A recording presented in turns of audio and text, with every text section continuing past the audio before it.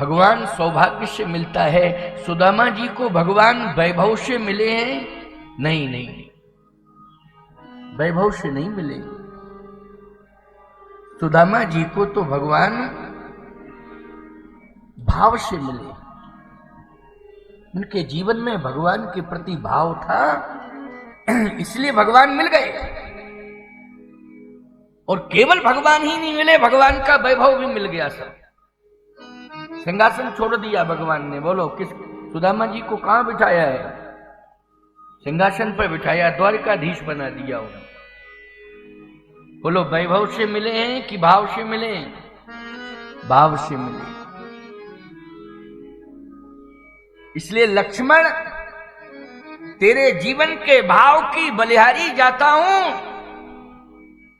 कि तूने वैभव का त्याग कर दिया,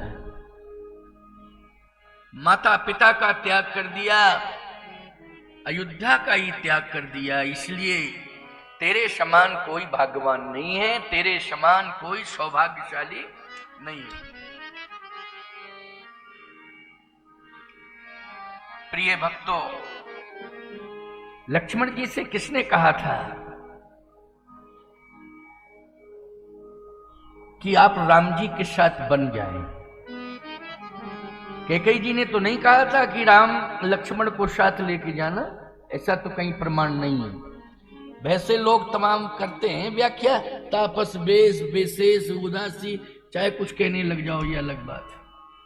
बुद्धि का व्यायाम है, चाहे जिस तरह से करने लग जाओ।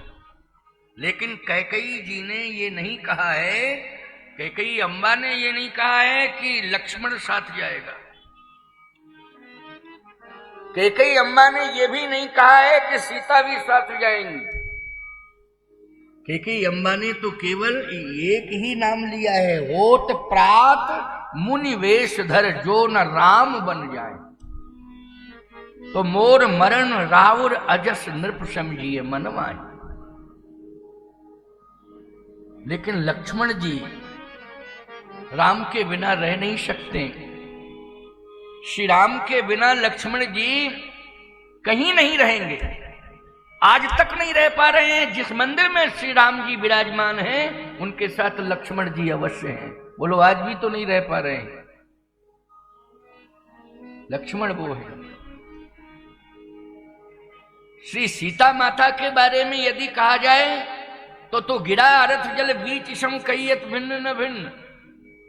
जो सीता है वही राम है, राम है वही सीता है, इसलिए कोई अंतर नहीं है। लेकिन लक्ष्मण, विशेषता यह है लक्ष्मण की कि लक्ष्मण आज भी भगवान के साथ हैं, वो अलग नहीं है, अलग हो ही नहीं सकते। लक्ष्मण को कौन कह रहा है? लक्ष्मण से कौन कह रहा है कि राम जी बन जा रहे हैं, तुम भी बन जाओ? याद रखना, राम जी से कैकेयी अम्मा ने कहा कि राम तुम बन जाओ,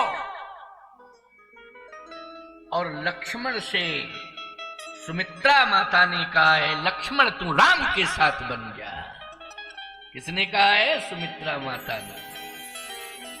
कैकेयी माता ने राम से कहा राम तुम बन जाओ, और सुमित्रा माता ने लक्ष्मण से कहा कि लक्ष्मण तुम बन जाओ। क्योंकि राम जी ने मना कर दिया था कि नहीं नहीं लक्ष्मण मैं तुम्हें वन नहीं ले जाऊंगा, तुम कुछ भी कहो मैं वन नहीं ले जाऊंगा। लक्ष्मण जी ने कहा कि आप क्यों नहीं ले जाएंगे वन? भगवान राम ने कहा इसलिए कि परिस्थिति पर विचार कर रहा हूं। राव वृद्ध मम दुख मन माही, ओ भरत भवन रिपुसूदन नाही, जो बन जाऊं तुम ही ले साथा, तो सब विधि हुई है अवध अनाथा। ये अनर्थ हो जाएगा। पिताजी वृद्ध हैं, वो भी बेहोश पड़े हुए हैं। लक्ष्मण, तुम्हें मालूम नहीं है कि भरत भी नहीं है अयोध्या में और शत्रुघ्न भी नहीं है, इसलिए ऐसी कंडीशन में मैं तुम्हें ले नहीं जा सकता हूं, तुम अयोध्या में ही रहो। आज्ञाकारी भी हैं भाई, बड़े भाई ने अगर आदेश दे दिया तो अवज्ञा नहीं कर सकते हैं छोटे भाई। यही है अयोध्या की परंपरा, यही है सूर्यवंश इक्ष्वाक वंश की परंपरा। इसलिए कहता हूं कि अपने घर को अयोध्या बना लो, अपने घर को अयोध्या बनाओ। विचारों से अयोध्या बनेगी, व्यवहार से अयोध्या बनेगी। बहुत ज्यादा मंदिर बनाने से अयोध्या नहीं बनेगी। एक ही अयोध्या में बहुत मंदिर बने हैं, वही पर्याप्त हैं। मंदिर वाली अयोध्या को रहने दो, लेकिन आप व्यवहार की और विचार की अयोध्या बनाओ। प्रयास ये होना चाहिए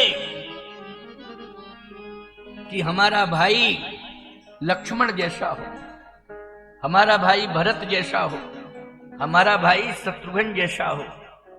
जब ये विचार जिसके मन में आ जाएगा, निश्चित रूप से वो राम ही है, वो राम ही बोल रहा है, वो राम है। प्यारे, आज मैं जहां मेरा प्रवास है, मैं वहां बैठा था। कुंदला जी के छोटे भाई राम जी बैठे हुए हैं मेरे सामने। एक ही शब्द निकला कि महाराज मेरे बड़े भाई का नाम राम होना चाहिए था। सत्य कह रहा हूं आपसे।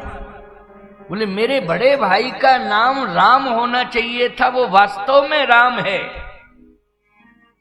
जिस तरह से श्री राम ने अपने छोटे भाइयों को प्यार दिया है, वैसे ही हमारे बड़े भाई ने ही सभी भाइयों को प्यार दिया है। आज भी दे रहे हैं और देते जा रहे हैं। उन्होंने भाइयों में और पुत्रों में कोई भेद नहीं माना है। ये परंपरा जानते हो, अयोध्या की है।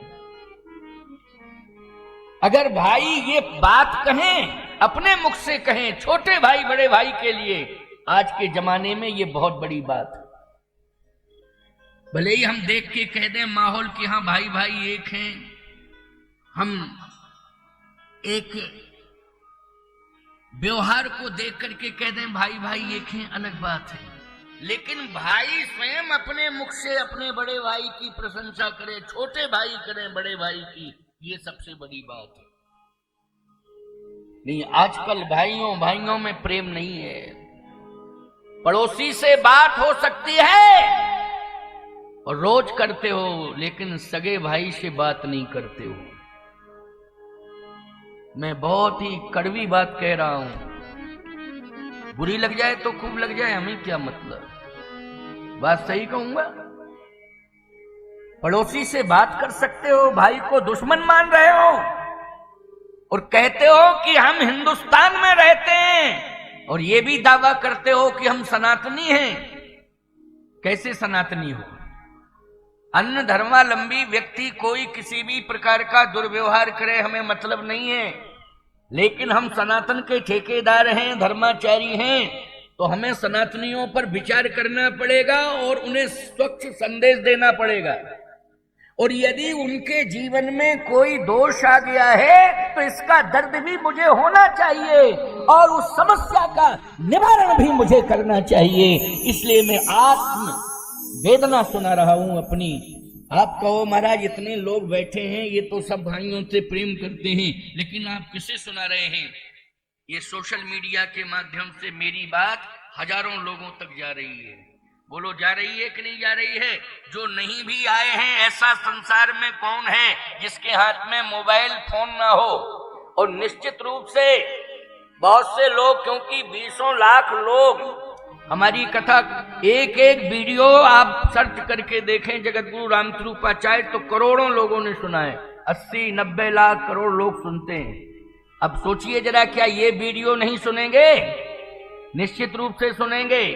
आज नहीं सुनेंगे तो कल सुनेंगे, कल नहीं सुनेंगे तो परसों सुनेंगे, और परसों नहीं सुनेंगे तो गारंटी से कहता हूं बरसों में जरूर सुनेंगे। ये हमारी आवाज उन तक जरूर पहुंचेगी। ये आवाज मेरी व्यर्थ नहीं जा सकती है, उन लोगों तक जरूर पहुंचेगी।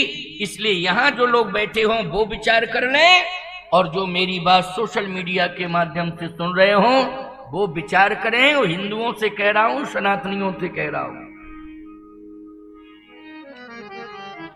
हर राजनीतिक दल में सनातनी है, बोलो है कि नहीं? हर राजनीतिक दल में हिंदू है, बोलो है कि नहीं? किसी एक दल ने कोई ठेका नहीं ले रखा है हिंदुओं का। सभी दलों में ये तो अपनी अपनी विचारधारा और मानसिकता है, लेकिन आखिर हिंदू अगर है तो उसे विचार करना पड़ेगा।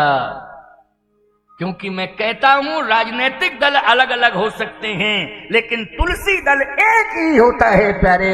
और तुलसी दल किसके घर में नहीं है? जो हिंदू है, सनातनी है, उसके घर में तुलसी दल है। और तुलसी दल है तो तुम्हें शपथ लेनी पड़ेगी तुलसी दल की कि हम भाई भाई एक हों, आपस में प्रेम बना के चलें और एक आदर्श की स्थापना करें। अयोध्या के भाइयों की कथा सुना रहा हूं मैं आपको, महाभारत के भाइयों की कथा नहीं सुना रहा हूं, मैं रामायण के भाइयों की कथा सुना रहा हूं। अयोध्या इक्ष्वाकु वंश में पैदा होने वाले उन भाइयों की गाथा सुना रहा हूं जिनका नाम लेने से बड़े बड़े संत जो है, मनीषी चिंतक अपना आत्म कल्याण कर लेते हैं। उन भाइयों की गाथा सुना रहा हूं। ऐसा दिव्य चरित्र है, ऐसे चरित्रवान वो राजकुमार हैं कि आज अपने चरित्र के बल पर भगवान बन गए हैं। बड़े बड़े संत भी उनकी पूजा कर रहे हैं। ऐसे चरित्रवान राजकुमार हुए हैं, आज उनकी गाथा गाई जा रही है। संत तुलसीदास जी महाराज किस युग में पैदा हुए हैं? कलयुग में पैदा हुए हैं। रामकृष्ण परमहंस किस युग में पैदा हुए हैं? जल्दी बोलो। कलयुग में पैदा हुए हैं। जिनकी यश कीर्ति की पताका आज फहरा रही है, स्वामी विवेकानंद जी किस युग में पैदा हुए हैं? कलयुग में पैदा हुए हैं। बोलो, कीर्ति पताका फहराई जा रही है कि नहीं फहराई जा रही है? मैं सतयुग की बात नहीं कर रहा हूं, न त्रेता की बात, न द्वापर की, कलयुग की बात कर रहा हूं। क्यों? इनके जीवन का चरित्र उत्कृष्ट है, इसलिए आज उनका नाम व्यासपीठ से लिया जा रहा है, संतों के मुख से लिया जा रहा है। उनके चिंतन, उनके विचारों को बड़े बड़े साधु संत समाज में सुनाते हैं, लाखों लोगों के बीच में उनके संदेश को प्रसारित करते हैं, क्योंकि उनका उत्कृष्ट चरित्र था।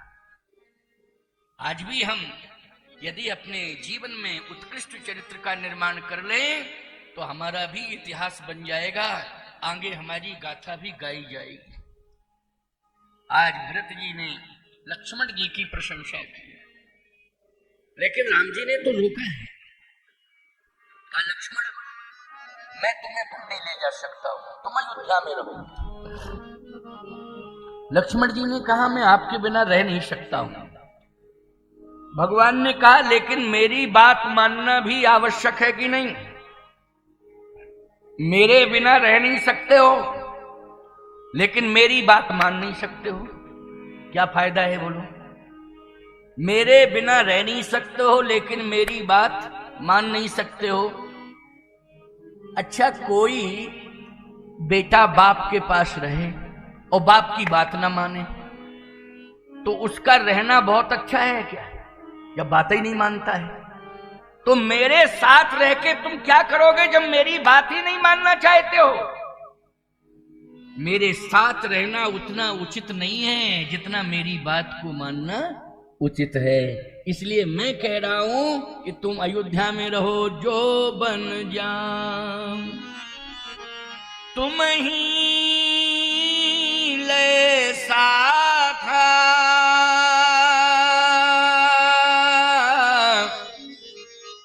सब विधि हुई है अवध अनाथ। यदि मैं साथ ले जाऊंगा तो अयोध्या अनाथ हो जाएगी। लक्ष्मण जी ने कहा ठीक है प्रभु, अब मैं प्राण त्यागूंगा, हमेशा हमेशा के लिए झंझट समाप्त है। आप जाएं वन और मेरा मन जाएगा आपके साथ और शरीर यहीं रह जाएगा और प्राण भी चले जाएंगे आपके साथ। प्राण मन सब आपके साथ, लेकिन शरीर, केवल शरीर अयोध्या में रहेगा। निष्प्राण शरीर कितने दिन तक रह सकता है? निष्प्राण शरीर ज्यादा दिन तक नहीं रह सकता है प्यारे, ज्यादा से ज्यादा दिन, 2 दिन तक रह सकता है। क्यों भाई? लेकिन हमेशा तो नहीं रह सकता। लक्ष्मण जी ने कहा ठीक है, अब इसके लिए मुझे नरक भी जाना पड़े तो मैं नरक जाने को तैयार हूं, लेकिन मैं आपके बिना नहीं रह सकता हूँ, मैं नहीं रह सकता हूँ। आप यदि कह रहे हैं नहीं ले जाऊंगा, तो आप शरीर को नहीं ले जाएंगे, लेकिन प्राण तो आपके साथ जाएंगे, शरीर अयोध्या में रहेगा। भगवान ने कहा बड़ी समस्या है, बड़ा जिद्दी स्वभाव का भाई है। मैंने खूब समझाया, लेकिन इसकी समझ में नहीं आ रहा है और प्राण त्यागने को तैयार है। अब क्या किया जाए? अच्छा लक्ष्मण, एक बात बताओ, मैं माता पिता की आज्ञा से बन जा रहा हूं, तुम किसकी आज्ञा से जा रहे हो? क्या तुम्हारी मां ने कहा है तुमसे? अगर घर में मां बाप हो तो उनकी आज्ञा का अवश्य ही पालन करना चाहिए। अगर लक्ष्मण तुम्हारी मां तुम्हें आदेश देती है तो मैं विचार करूंगा। कितना कष्ट होगा उस मां को कि बिना पूछे ही चला गया बेटा। ठीक है, भगवान को मानना चाहिए, भाई को मानना चाहिए, परिवार को मानना चाहिए, अपने से बड़ों को मानना चाहिए, लेकिन क्या मां को नहीं मानना चाहिए? नहीं, सबसे पहले तो मां को ही मानना चाहिए। मां का सम्मान करो। लोग कहते हैं महाराज जी, जैसे मां अगर कम पढ़ी लिखी है और वो बुद्धि से कोई निर्णय नहीं दे पा रही है, मनमुखीपन से निर्णय दे रही है, तो ऐसी कंडीशन में हम क्या करें? ऐसी कंडीशन में तुम उसके चरणों में प्रणाम करो और उसका हाथ तुम्हारे सिर पर आ जाए और ये जरूर कह दो, माताजी मैं ऐसा कार्य करूंगा कि आप प्रसन्न हो जाएंगे। बस आप आशीर्वाद मुझे दो, मैं ऐसा कार्य करूंगा आपके आशीर्वाद से कि आप प्रसन्न हो जाएंगी, आपका कुल धन धन हो जाएगा, आपकी कीर्ति गाथा गाई जाएगी। आप मुझे आशीर्वाद दो, मैं ऐसा कार्य करूंगा। समझ में आई बात कि नहीं आई? कार्य बुद्धि से करना है, लेकिन मां को श्रेष्ठ आश्वासन देना है। बोलो, आश्वासन तो दे ही सकते हो तुम। मां इतने में ही संतुष्ट हो जाएगी कि मेरे बेटे ने मेरा सम्मान कर दिया है। इसलिए मां को संतुष्ट करो। तुम्हारे अंदर अगर बुद्धि है, कोई बौद्धिक क्षमता है, बुद्धि से डिसीजन ले रहे हो, निर्णय ले रहे हो, तो इतनी बुद्धि नहीं है कि हम 2 शब्दों में मां को प्रसन्न कर दें। इतनी भी तो बुद्धि होनी चाहिए। इसलिए लक्ष्मण, तुम पहले अपनी मां से आज्ञा लो, मां से आज्ञा लो। भगवान राम ने लक्ष्मण को सुमित्रा मां के पास भेजा है। लक्ष्मण जी सुमित्रा मां के पास गए, रामायण का प्रसंग है, भाव है। जाओ, अगर मां कह देगी तो हम विचार करेंगे। लक्ष्मण जी ने कहा कि मैं जा तो रहा हूं और मां को स्पष्ट बता भी दूंगा, लेकिन प्रभु यदि मां ने आपके साथ जाने की आज्ञा नहीं दी तो मैं अयोध्या में तो रुक जाऊंगा, लेकिन प्राण त्याग दूंगा। ठीक है, मैं अयोध्या में रहूंगा, क्योंकि आप भी रहने के लिए कह रहे हो, मां भी कहेगी रहने के लिए, मैं रहूंगा, लेकिन मैं बार बार यही कह रहा हूं कि मैं प्राण त्याग दूंगा, आपके बिना नहीं रहूंगा। भगवान ने कहा कि पहले जाओ तो जाओ। मैं स्वयं विवेक से निर्णय लेगी कि लक्ष्मण का अयोध्या में रहना श्रेष्ठ है कि राम के साथ बन जाना श्रेष्ठ है, ये मां निर्णय देगी। इसलिए माताओं, ज्यादा संतान से मोह करना, संतान के अस्तित्व को समाप्त करना है। उसका अस्तित्व मनोमालिन्य में आ जाएगा। आपका मोह जो है उसको निश्चित रूप से अंधकार में ले जाएगा। इसलिए बच्चे को विकास से ही नहीं जोड़ना है कि घर को ऊंचा बना दे, व्यापार को उठा दे। केवल इससे ही अपनी संतान को नहीं जोड़ना है कि विकास करे, बल्कि माँ का ये धर्म कहता है, पिता का ये धर्म कहता है कि मेरा बेटा विकास ही ना करे, मेरा बेटा प्रकाश करे, अंधकार को दूर करे। ये चिंतन होना चाहिए। प्रकाश भगवान राम ने वन जाकर के बोलो प्रकाश किया है कि नहीं किया है? जो महात्मा दुखी थे, जिनके आश्रमों में दीपक भी नहीं जल पा रहा था, अंधकार था, जिंदगी और मौत की लड़ाई लड़ रहे थे कि आज बच गए कल नहीं बचेंगे, राक्षस आएंगे मार डालेंगे। अंधकार था कि नहीं था? रोशनी नहीं करते थे, देख लेंगे राक्षस तो कच्चा चबा जाएंगे, खा जाएंगे। भगवान राम ने उन आश्रमों में जाकर के प्रकाश किया है। राम के पहुंचते ही क्या हो गया बोलो? प्रकाश हो गया। निराशा किस में बदल गई? आशा में। निराशा आशा में बदल गई।